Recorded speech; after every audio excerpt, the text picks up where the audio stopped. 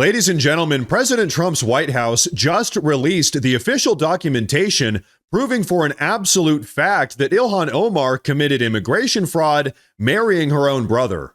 We also just got brand new court documentation detailing exactly how all of these immigrant scammers have been spending hundreds of millions of our taxpayer-funded dollars.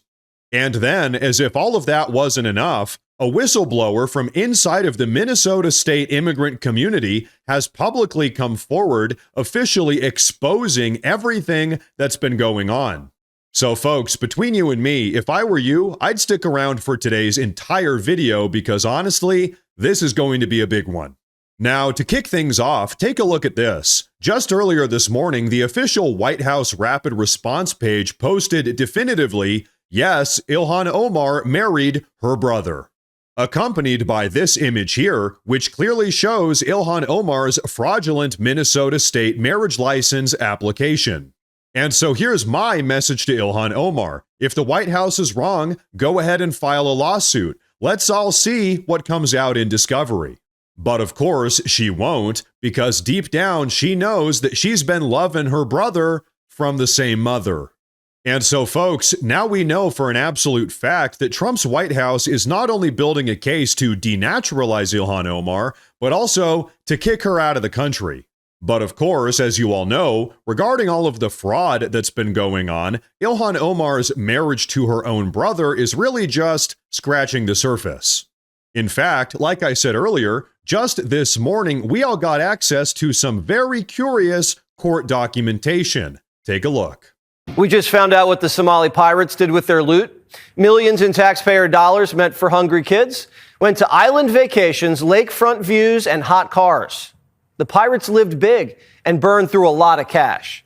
New court filings obtained by CBS News show the Somali scammers were living like Mike Tyson. One went on a luxury honeymoon in the Maldives, the Radisson Blu Resort, with water so clear you can count the stripes on the fish. But they were at the private pool, popping bottles, sipping champagne during the day. But at night, the sommelier leads guests through the finest selection of vintages. The resort has a 3,500 bottle cellar filled with labels from around the world and 7 restaurants serving top-tier cuisine. And don't worry, they're halal certified. It didn't stop in the Maldives. These guys had a taste for the good life, an eye for waterfront properties, and luxury cars, like this 2021 Porsche Macan. These guys were young and filthy rich because they stole from you. One showed off his box full of cash and a text, $250,000. They also sent millions to China and Kenya, and now the pirates are getting what they deserve. Abdiaziz Farah is sentenced to 30 years, and Abdulmajid Mohammed got 10 years and was ordered to pay back $50 million. Which we'll see if he can come up with that kind of cash. This is just the tip of the iceberg. The more we dig, the more fraud we find. And folks, that is the absolute truth. The sheer volume of fraud that's been going on is really just disgusting and astounding. In fact, alongside these recently released court documents, we also got some more information. Take a look. Report revealing how those accused Minnesota fraudsters spent the money meant for hungry kids. Court documents show confirmation and receipts for a private villa stay, lakefront property, wire transfers to China and East Africa, first-class plane tickets, a Porsche, and cash. One defendant reportedly texting, quote, "You're going to be the richest 25-year-old. You hear that? You are going to be the richest 25-year-old. Inshallah. And of course, what that really means is we are going to rip off the American taxpayers, inshallah. But you know what? What I've got to show you next is going to absolutely blow your mind because like I said earlier, a member of this very immigrant community has come forward to publicly blow the whistle. So I want you all to take a look at that, but first I do want to say real fast that if you folks enjoy the daily news updates, please consider subscribing to the channel because it really does help a ton. But okay, check this out.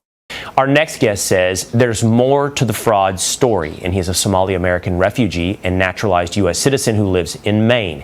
He recently told the Maine Wire Steve Robinson that Somali cultural issues are a part of the problem with what's going on in Minnesota. And Abdi Iftin joins us now. Abdi, thank you for being with us here today. What is more to the story? What are the deeper issues?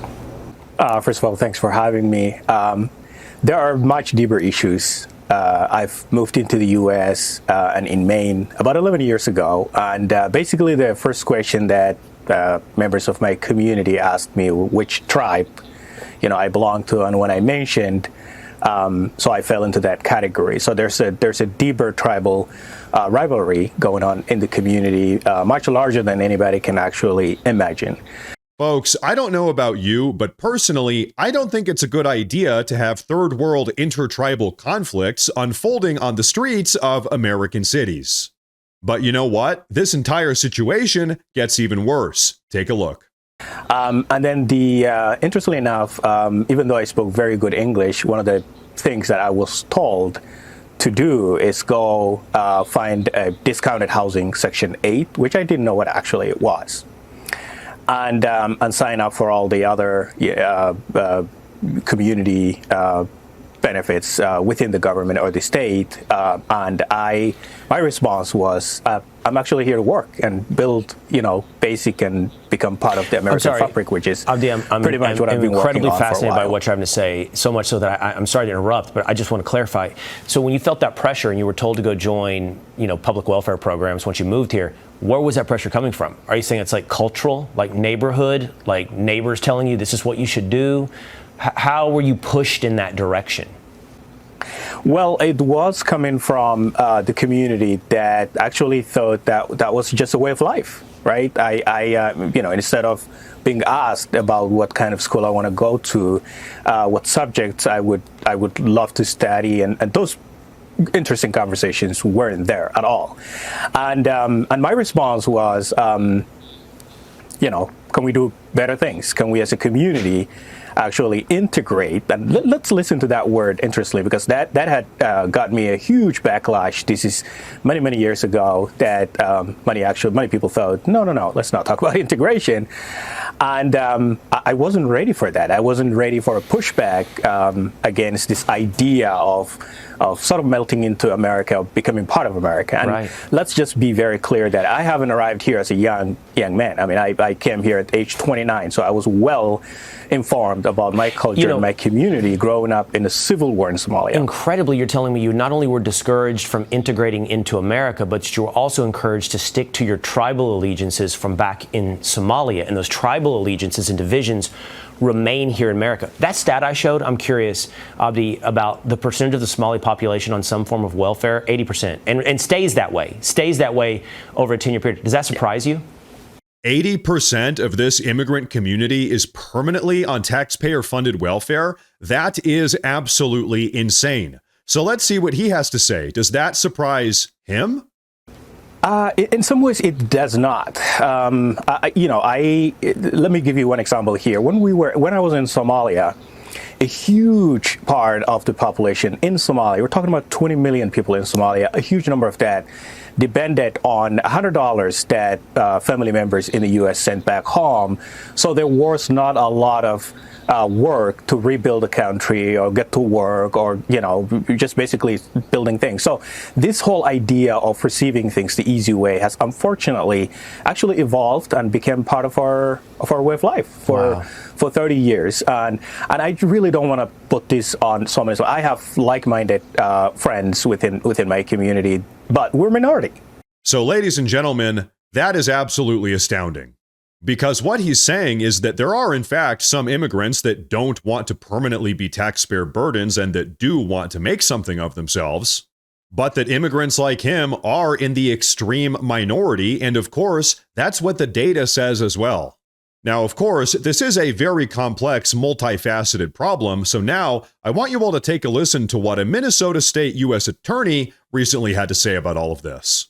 What happened here in Minnesota that allowed this fraud to materialize, to metastasize? It appears that the people at the highest levels of responsibility in the government of the state of Minnesota looked the other way. And of course, that right there has been a huge part of this entire dynamic as well. In fact, I'm actually reminded of one of my favorite quotes. The only thing necessary for the triumph of evil is for good men to do nothing. And now, make no mistake about it, what has gone on here with all of this fraud is, in fact, absolutely evil. Which is why all of us are no longer doing nothing. Now, it's time to put America first.